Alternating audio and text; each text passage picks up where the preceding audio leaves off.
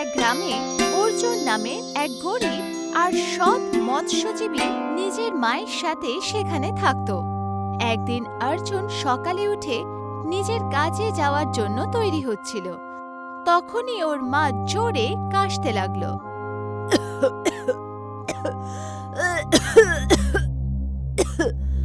কি হলো মা? কয়েকদিন ধরে আমি লক্ষ্য করছি যে তুমি বারবার কেশেই চলেছো। তুমি ঠিক আছো তো? বাবা, আমার তো এখন বয়স হচ্ছে। বয়সে কাশির রোগ তো সাধারণ ব্যাপার। অর্জুন যেই নিজের মায়ের হাত ধরল তখন ও জ্বর বুঝতে পারল। আরে মা, তোমার তো জ্বর এসেছে। তুমি চিন্তা করো না, আমি ফেরার সময় তোমার জন্য ঔষধ নিয়ে আসবো। এইটুকু বলেই অর্জুন জালি নিয়ে বাড়ি থেকে বাইরে বেরোলো। অর্জুন সমুদ্রের ধারে বসে নিরাশায় ডুবেছিল আর নিজেই নিজেকে বলল, আমি মাকে বলে তো রেখেছি যে আমি বাজার থেকে ওষুধ নিয়ে আসবো ওনার জন্য, কিন্তু আমি ওষুধ কোথা থেকে কিনবো? আমার কাছে তো কানা কড়ি কিছুই নেই। ওর চোখে জল পড়তে লাগলো আর ও গভীর চিন্তায় ডুবে গেল। কিছুক্ষণ পর ওর মনে এক বিচার এলো। একটা কাজ করি, ধনীরামের কাছে গিয়ে কিছু পয়সা ধার চেয়ে নিই। এই গ্রামে শুধু ধনীরামই রয়েছে যে লোকজনকে ধার দেনা দেয়। এইটুকু বলেই অর্জুন সোজা ধনীরামের হাভেলির দিকে চলে গেল। ধনীরাম গ্রামের সবথেকে ধনী আর অহংকার ব্যক্তি ছিল। অর্জুনকে দেখে ওর চেহারায় এক ব্যঙ্গর হাসি এলো। এই যে অর্জুন, তুমি আমার বাড়িতে? তোমার মতন গরিব মানুষ আমার হাভেলিতে কি করছে? হ্যাঁ, তুমি এখানে কেন এসেছো? ধনীরাম বাবু, আমার মা খুব অসুস্থ, তাই জন্যই আর কি। আপনি তো জানেনই যে গ্রামের সবচেয়ে গরিব জেলে আমি। কিছু পয়সা আমাকে ধার দিয়ে দিন না, আমি আস্তে আস্তে ঠিক আপনার সমস্ত পয়সা শোধ দিয়ে দেব। এটা শুনে ধনীরাম হাসতে লাগলো।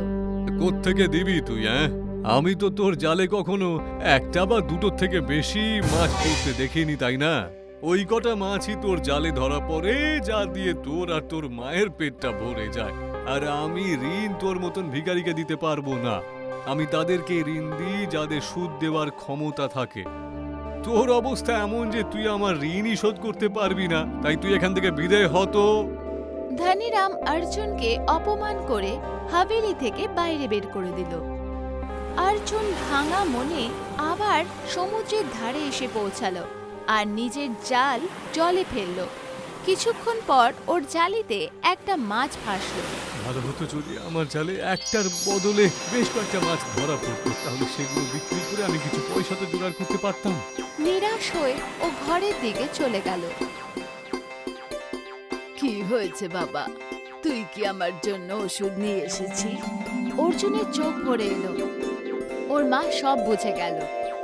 কোনো ব্যাপার না বাবা, তুই উদাস হোস না। এমনিতেও আমার কোনো গম্ভীর অসুখ হয়নি। এটা তো বৃদ্ধ বয়সের রোগ। আমরা গরিব লোকের রোগ ওষুধ ছাড়াই ঠিক হয়ে যায়। অর্জুন কিচ্ছু বলল না আর চুপচাপ চারপায়ের ওপরে শুয়ে পড়ল। পরের দিন অর্জুন আবার সমুদ্রের ধারে মাছ ধরতে চলে গেল। সকাল থেকে সন্ধে অবধি ও জাল নিয়ে বসে রইল, কিন্তু একটা মাছও ফাঁসলো না। হে ঈশ্বর, আমার জালে তো আজকে একটা মাছও ধরা পড়লো না। আজকে যদি আমি খালি হাতে ফিরে যাই তাহলে আমাকে আর মাকে তো না খেয়ে থাকতে হবে। সেই মুহূর্তে ওর জালিতে একটা মাছ ভাসলো। যাক, অন্ততপক্ষে মাকে তো না খেয়ে থাকতে হবে না। তখনই মাছ মানুষের আওয়াজে বলল, আমায় ছেড়ে দাও। হে ঈশ্বর, এই মাছটা মানুষের মতন করে কথা বলছে কি করে? এটা আবার কোনো রাক্ষস বা ডাইনি নয় তো? না আমি রাক্ষস, না আমি পিশাচিনী, আমি এক মায়াবী মাছ। ভেবো না, আমাকে যদি ছেড়ে দাও তাহলে আমি তোমাকে দামি মুক্ত দেব, যাতে তুমি তোমার মায়ের চিকিৎসা করাতে পারো। তুমি কি করে জানলে যে আমার মা অসুস্থ? আমি মায়াবী মাছ, যাকে দেখি তার ভূত ভবিষ্যৎ সব দেখতে পেয়ে যায়। অর্জুনের চোখে জল পড়তে লাগলো।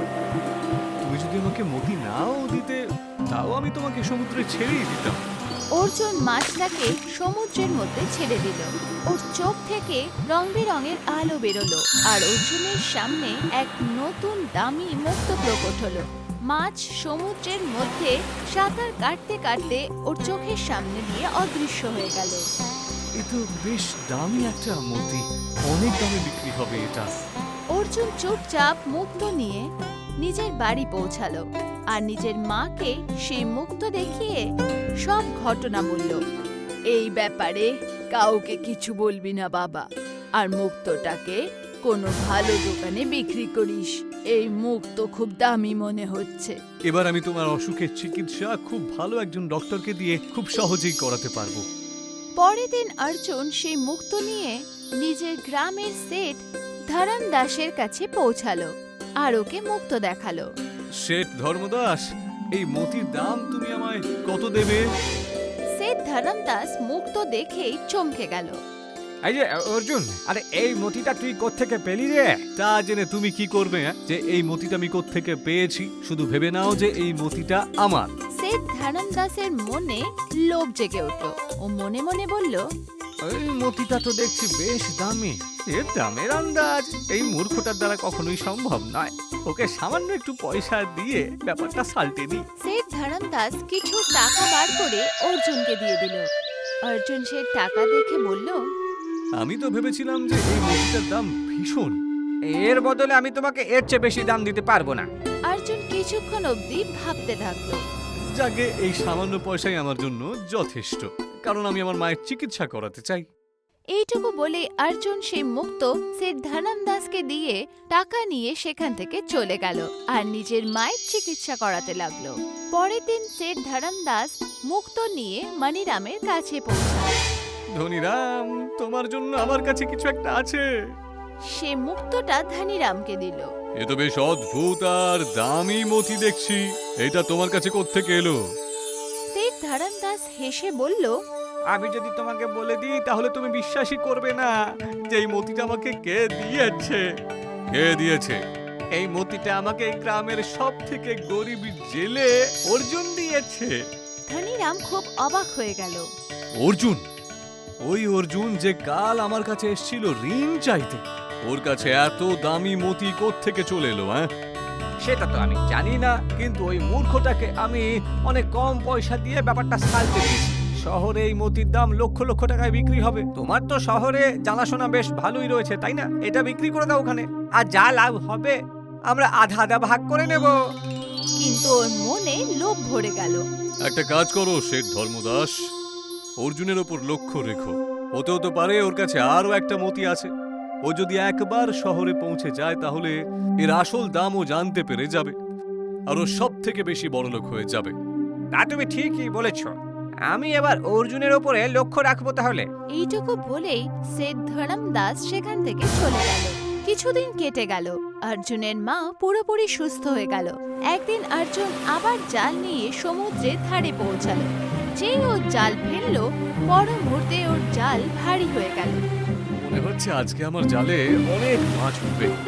যেই ও জাল বাইরে বার করলো, ওর চোখ চমকে গেল। জালের মধ্যে মুক্তোতে ভর্তি ছিল। এ কি? আমার জালে তো দেখছি সেই মতিই দেখছি উঠে এসেছে যেটা ওই মাছ দিয়েছিল। সুন্দর কিরণের সাথে চমকদার মুক্তো দেখে অর্জুন নিস্তব্ধ হয়ে গেল। এবার আমি এই মতিগুলো গ্রামে বিক্রি করব না, শহরে নিয়ে গিয়ে বিক্রি করব, আর অনেক পয়সা কামাবো আমি। অর্জুন সব মুক্তো নিয়ে ঘরে পৌঁছালো আর নিজের মাকে দেখালো। মা, আজকে আমার জালে মাছ ধরা পড়েনি, কিন্তু এই মতিগুলো জালে উঠে এসেছে। ওর মায়ের চোখও খুব আশ্চর্য হয়ে গেল। সেই সময় সংযোগের সাথে সেট ধন দাস সেখানে পৌঁছালো। আরে অর্জুন, তোর কাছে এত মতি কোত্থেকে এলো রে? তা তুমি জেনে কি করবে যে এই মতি কোত্থেকে এলো? এই মতিগুলো আমার, আর এখন আমি তোমাকে বিক্রি করব না এগুলো। তুমি আমাকে অনেক কম দামে দিয়েছিলে এগুলো, তাই না?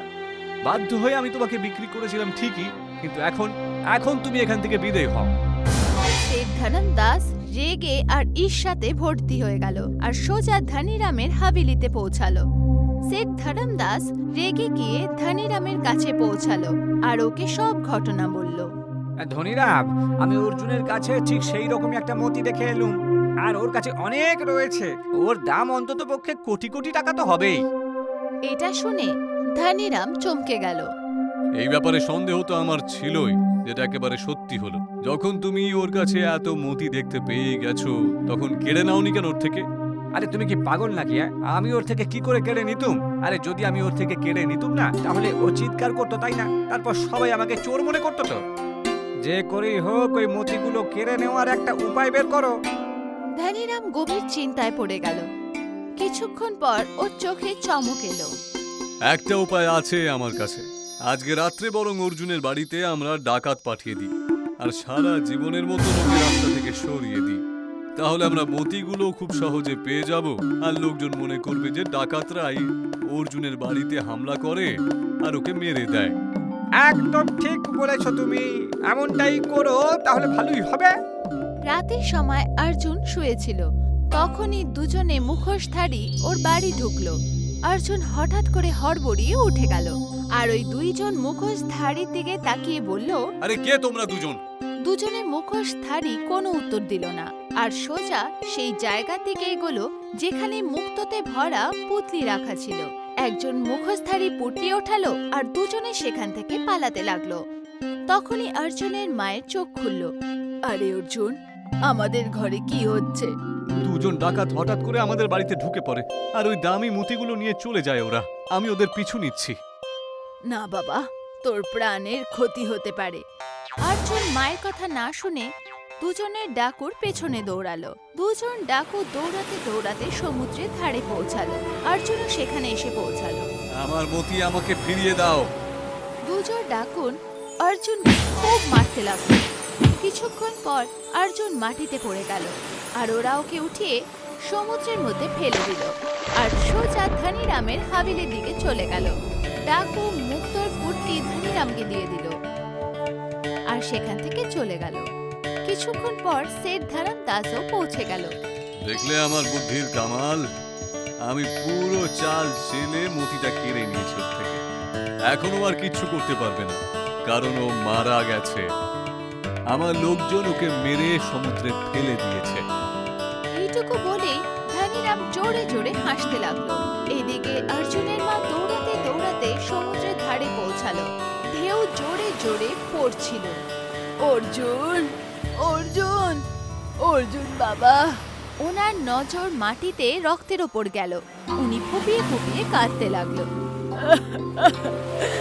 ওই ডাকাতগুলো আমার ছেলেকে মেরে দিল। ওরা ওকে সমুদ্রে ফেলে দিয়েছে। ও ওখানেই বসে অনেকক্ষণ ধরে কাঁদতে লাগলো। অর্জুন মারা যায়নি, ও অজ্ঞান হয়ে সমুদ্রের ভাসছিল। ঢেউগুলো ওকে এক অদ্ভুত দিশার দিকে নিয়ে যাচ্ছিল। সকাল হয়ে গেছিল। সকালের প্রথম রশ্মির সাথে অর্জুনের চোখ খুলল। ও চমকে উঠল আর নিজের চারপাশ দেখল। ও এক খুব সুন্দর দ্বীপে ছিল। এই দ্বীপটা তো দেখছি দারুণ সুন্দর। তা আমি আবার স্বপ্ন দেখছি না তো? ও আস্তে আস্তে আগে এগোলো। না না, এটা তো স্বপ্ন নয়, এ তো দেখছি একেবারে সত্যি। তখনই ওর নজর অদ্ভুত এক মুক্তি দিয়ে তৈরি মহলের দিকে গেল। এই মহল পুরোপুরিভাবে চকমকে মুক্তো দিয়ে তৈরি ছিল। তার দেয়াল থেকে খুব সুন্দর সাদা কিরণ বেরোচ্ছিল। থামের ওপর মুক্তো এমন ভাবে সূর্য রশ্মিতে চমকাচ্ছিল যেন আকাশ থেকে তারা নেমে এসেছে। মহলের দরজা আর খাম্বা এত সুন্দর আর নকশা ভরা ছিল, মনে হচ্ছিল যেন কোনো স্বপ্নেরই অংশ। অর্জুন অনেকক্ষণ ধরে সেই মুক্তের মহলটাকে দেখছিল। ও একটু ভয় পেতে পেতে সেদিকে এগোলো আর মহলের ভেতরে চলে গেল। অর্জুন যেই মুক্তের মহলের দিকে ভেতরে পৌঁছালো, তখনই ওর কানে এক শুনলা আওয়াজ এলো। তো সেই সত্যি তুমি চলেই এলে। অর্জুন ঘুরে যখন তাকালো, তখন ওর সামনে এক খুব সুন্দর মেয়ে দাঁড়িয়েছিল। আরে কে তুমি? আমি এই মুক্ত মহলের রাজকুমারী। তুমি তো আমাকে প্রথম থেকেই জানো। মতি মহলের রাজকুমারী? আর আমি তোমাকে আগে থেকেই চিনি? আমি না ঠিক বুঝতে পারছি না। তোমার মনে আছে কিছুদিন আগে তোমার জালে একটা মাছ ফেসেছিল? হ্যাঁ, ওই মাছটা আমার সাথে মানুষের গলায় কথাও বলেছিল। সেই মাছটি আমি। আমি সব সময় মাছের রূপ ধারণ করে মানুষের জীবনে যাই। যে মানুষকে আমি পছন্দ করি, যার মনে কোনো লোভ থাকে না, তাকে আমি সাহায্য করি। যেমনটা আমি তোমার করেছিলাম। আমি তোমাকে প্রথমে একটা মুক্তো দিয়েছিলাম আর পরে তোমার জালি মুক্তোতে ভর্তি করেছিলাম। কিন্তু ডাকাতরা জানতে পেরে যায় যে আমার কাছে দামি মতি রয়েছে। ওরা রাত্রে আসে আর মতি লুট করে নিয়ে যায় আর ওরা আমাকে মেরে সমুদ্রে ফেলে দেয়। হয়তো ওরা মনে করেছিল যে আমি মরে গেছি। আমার মাও তো এটাই ভাবছে এখন। তুমি যা দেখেছো সেটাই বুঝেছো, কিন্তু আসলে ওরা ডাকু ছিল না, ওরা ধনীরামের লোক ছিল। ধনীরামের লোকজন? কিন্তু ধনীরাম আমার উপরে আক্রমণ কেন করাবে? কারণ তুমি একটা মুক্ত সেঠ ধন দাসকে বিক্রি করেছিলে। ও সেই মুক্তটা ধনীরামকে দিয়েছিল, আর ধনীরামের মনে লোভ জেগেছিল। ও সেঠ ধরমদাসকে বলেছিল যেন উনি তোমার উপর নজর রাখে। হ্যাঁ, আমার মনে পড়েছে। যখন আমি মতি ভর্তি ওই জালটা নিয়ে বাড়ি এসেছিলাম, তখন শেঠ ধর্মদাস হঠাৎই আমাদের বাড়িতে চলে আসে। ওই ধনীরামকে সব বলেছে। ধনীরাম যোজনা বানিয়ে নিজের লোকদের দিয়ে তোমার ঘরে হামলা করিয়েছে আর মুক্ত লুট করে নিল। ও তোমাকে মারার কথাও ভেবেছিল, কিন্তু আমি তোমাকে বাঁচিয়েছি। অর্জুনের চোখে জল চলে এলো। ধনীরাম যে এতটা নীচ আর বদমাইশ হতে পারে, এটা আমি কখনো ভাবিনি। এখন আমার কথা মন দিয়ে শোনো। আমি তোমাকে আবার অনেকগুলো মুক্ত দেব। তুমি সোজা গ্রামে যাবে না, প্রথমে শহরে যাবে, আর সেই মুক্তগুলোকে বিক্রি করে অনেক ধন নিয়ে গ্রামে ফেরত এসো। তখনই তুমি ধনী হতে পারবে। তখন সেঠ ধরম দাস নিজের স্বভাব অনুযায়ী তোমাকে জিজ্ঞেস করতে নিশ্চয়ই আসবে যে এত ধন কোথা থেকে এলো। তুমি ওকে বলবে যে এই মুক্ত তোমাকে মুক্তি মহলে রাজকুমারী দিয়েছে, আর ওনাকে এখানের ঠিকানা দিও। কিন্তু এই দ্বীপের ব্যাপারে ওকে কি করে জানাবো? আমি তো নিজেও জানি না। যখন ওরা জিজ্ঞেস করবে, তুমি বলো তোমার জাহাজ সমুদ্রে নামিও আর একটা মুক্ত হাতে রেখো। যেই যেই জাহাজ এগোবে, মুক্ত রং বেরঙের রশ্মিতে চমকদার দিশা দেখাবে। সেই দিশাতেই জাহাজ মোড়ে দেবে। ওরা সোজা মুক্তর মহলে পৌঁছে যাবে। ঠিক আছে, যেমনটা তুমি বলছো আমি ঠিক তেমনটাই করব। রাজকুমারী অর্জুনকে অনেকগুলো দামি মুক্ত দিল। নিজের চোখ বন্ধ করো। অর্জুন চোখ বন্ধ করলো। কিছুক্ষণ পর যখন ও চোখ খুলল, ও নিজেকে ওর গ্রামের সমুদ্রের ধারে দেখতে পেল। অর্জুন বাড়ি গেল না, ও সোজা শহরে গেল আর মুক্তগুলোকে বেচে দিল। ওই মুক্তের দাম ও কোটিতে পেল। অর্জুন অনেকগুলো টাকা নিয়ে গ্রামে ফেরত এলো। বাবা, তোকে দেখে আমার প্রাণে প্রাণ এলো। আমার মনে হয়েছিল তুই আর বেঁচে নেই। যেই ছেলের কাছে তোমার মতন মা রয়েছে, তার কি করে কিছু হতে পারে মা? কিছুদিনের মধ্যে অর্জুন গ্রামে সব থেকে ধনীবান ব্যক্তি হয়ে গেল। ওর ভাঙাচোরা ঝুপড়ির জায়গায় এক আলিশান হাভেলি দাঁড়িয়েছিল, আর ও গ্রামের অনেক জমির মালিক হয়ে গেল। এইসব দেখে ধনীরাম ভেতর ভেতর হিংসে করলো। অর্জুন তো মরে গিয়েছিল, তাই না? ও আবার ফিরে এলো কি করে? আর সবচেয়ে অবাক কাণ্ড হলো গিয়ে ও একেবারে বড় লোক হয়ে ফিরে এসেছে। আমি তো বুঝতেই পারছি না যে ওর কাছে এত সম্পত্তি পয়সা কোত্থেকে এলো। চলো অর্জুনকেই জিজ্ঞাসা করে নি। ও সহজ সরল মানুষ, ও নিশ্চয়ই আমাদেরকে বলবে যে ওর কাছে এত ধন কোত্থেকে এলো। পরের দিন ধনীরাম আর সেঠ ধরমদাস অর্জুনের কাছে পৌঁছালো আর ওকে মিষ্টি মিষ্টি কথা বলতে লাগলো। এখন তো তুমি আমাদের সমতুল্য হয়েই গেছো। বলুন, এখানে কেন এসেছেন আপনারা? ধনীরাম সেঠ ধরমদাসের দিকে তাকালো আর তারপর হেসে অর্জুনকে বলল, দেখো অর্জুন, গ্রামে তো গুজব রটেছিল ডাকাতরা তোমাকে মেরে ফেলেছিল। তাহলে তুমি ফিরে কি করে এলে? আর তারপর হঠাৎ এত বড় লোক তুমি কি করে হয়ে গেলে? শেঠজি, আপনি একদম ঠিক কথাই বলেছেন যে আমরা এখন একেবারে সমতুল্য। তাই আপনার কাছ থেকে আমি কোনো কথাই আর লুকাতে চাই না। তারপর অর্জুন সেই সব কথা ওদের বলল যেটা মুক্ত মহলের রাজকুমারী বলতে বলেছিল। সত্যি কি সমুদ্রের মাঝামাঝি কোনো একটা দ্বীপে মতিমহল রয়েছে, আর সেখানে তার রাজকুমারীও থাকে, আর সেই তোমাকে এত মতি দিয়েছে? আমি আপনাকে মিথ্যে কেন বলবো? আর যদি আপনার বিশ্বাস না হয় তাহলে আপনি নিজেই গিয়ে দেখতে পারেন। ধনীরাম আর সেঠ ধরমদাস তৎক্ষণাৎ অর্জুনের হাভেলি থেকে বেরোলো। ওরা একটা জাহাজ তৈরি করলো আর নিজের কাছে রাখা মুক্তর সাহায্যে সমুদ্রে বেরোলো। কিছুক্ষণ পর মুক্ত চমকাতে লাগলো আর রং বেরঙের কিরণের সাথে রাস্তা দেখা দিল। ওরা সেই দিশাতেই জাহাজ ঘোরাতে লাগলো আর তারপর মুক্তর দ্বীপে পৌঁছে গেল, যেখানে বিশাল মুক্ত মহল দাঁড়িয়েছিল। এর মানে তো অর্জুন সত্যি কথাই বলছিল। আমি তো এখনো বিশ্বাস করতে পারছি না যে আমার চোখের সামনে এরকম অদ্ভুত মতিমহল রয়েছে। চলো ভেতরে যাই আমরা। ধনীরাম আর সেঠ ধরমদাস মহলের ভেতরে পৌঁছালো। তখনই মুক্ত মহলের রাজকুমারী সেখানে এলো। তুমি তো এই মতিমহলের রাজকুমারী? হ্যাঁ, আমি সেই। তাহলে আমাদেরকে অর্জুনের মতন একেবারে অসংখ্য মতি দিয়ে দাও। বরং তার চেয়েও বেশি মতি আমাদের দিয়ে দাও। পর মুহূর্তেই রাজকুমারীর চোখ দিয়ে রং বেরঙের আলো বেরোলো আর ধনীরাম আর সিদ্ধারাম দাস একটা জেলের মধ্যে বন্দী হয়ে গেল। এটা তুমি কি করছো? অর্জুন তোমার ব্যাপারে সবকিছু জেনে গেছিল। তোমরা দুজনেই ওর বাড়িতে মুক্ত লুট করিয়েছিলে আর ওকে মারারও চেষ্টা করেছিলে। ওই তোমাদের জেনে বুঝে এখান অব্দি পৌঁছেছে। কি? তোমাদের লোক তোমাদের ফাঁসিয়েছে। তোমরা অর্জুনের থেকে সেই মুক্ত লুটতে চেয়েছিলে, যেটা তোমাদের ছিলই না। এখন তোমাদের নিজেদের কর্মফলে শাস্তি ভুগতে হবে। তোমরা সবসময় এই জেলেই আটকে থাকবে। আমাদেরকে ছেড়ে দাও, আমরা অন্যায় করে ফেলেছি। না, তোমাদের শেষ এরকমই হওয়া উচিত। এইটুকু বলেই মুক্ত মহলের রাজকুমারী সেখান থেকে চলে গেল।